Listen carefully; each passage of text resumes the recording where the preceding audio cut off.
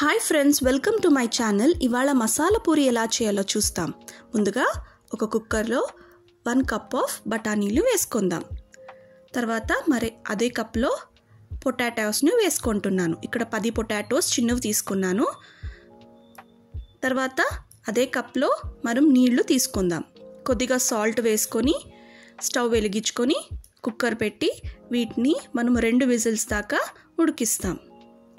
ఇక్కడ నేను చిన్నవి తీసుకున్నాను కదా పొటాటోస్, మీరు కావాల్సి పెద్దవి కూడా తీసుకోవచ్చు. పెద్ద వల్ల 4 నుంచి 5 వరకు తీసుకోవచ్చు. 2 విజిల్స్ వచ్చేదాకా మనము వీటిని ఉడికిస్తాం. వచ్చాక చల్లార్చుకొని ఇలా పక్కన పెట్టుకుందాం. చల్లారనింక మనము కొద్దిగా బఠానీలని ఒక కప్లో వేసుకుందాం.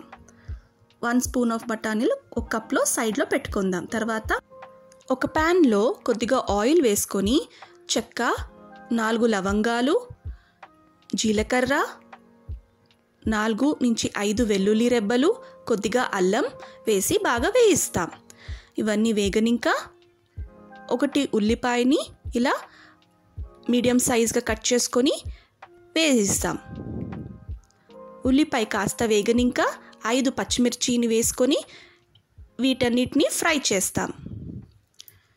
ఇవన్నీ బాగా ఫ్రై అయినాక ఇప్పుడు 2 టొమాటోల్ని ఇందులో వేసుకొని మనము వేయిస్తాం. ఇవన్నీ కాస్త వేగనింక కాసేపు మూత పెట్టేసి మగ్గనిస్తాం. కాస్త మగ్గనింక మూత తీసేసి స్టవ్ ఆఫ్ చేసుకొని చల్లారిస్తాం. చల్లారిన తర్వాత మనము మిక్సీ జార్లో వీటినన్నిటిని వేసుకుందాం. తర్వాత పక్కన పెట్టుకున్న బఠానీల్ని కూడా వేసుకొని ఒక గుప్పెడు కొత్తిమీర, కొద్దిగా పుదీనా వేసుకొని వీటన్నిటిని పేస్ట్ లాగా చేసుకుందాం. ఇప్పుడు ఈ పేస్ట్ని ఒక బౌల్లో పక్కన తీసుకొని పెట్టుకుందాం. చల్లార్చి పెట్టుకున్న బఠానీ మళ్ళీ పొటాటోస్ని ఇలా మనము మ్యాష్ చేసుకుందాం. కోర్స్గా మనము ఇలా మ్యాష్ చేసుకున్నాం.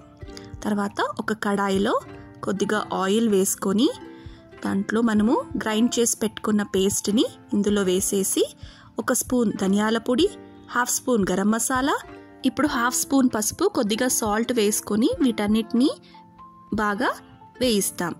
ఇప్పుడు మనము ఆ బఠానీలు పేస్ట్ చేసి పెట్టుకున్నాం కదా, ఆ బఠానీని వేసుకొని కొద్దిగా వాటర్ యాడ్ చేసుకొని 2 మినిట్స్ ఉడికించి పక్కన స్టవ్ ఆఫ్ చేసుకొని పెట్టుకుందాం. ఇప్పుడు ఈ మసాలా రెడీ అండి. ఇప్పుడు మసాలా పూరి ప్రిపేర్ చేసుకుందాం. ఒక ప్లేట్లో 6 నుంచి 7 పూరీల్ని పెట్టుకుందాం. ఇప్పుడు ఒక్కొక్కటే క్రష్ చేసుకుందాం. సన్నగా తరుక్కున్న ఉల్లిపాయ మళ్ళీ టొమాటోల్ని ఇలా పక్కన పెట్టుకుందాం.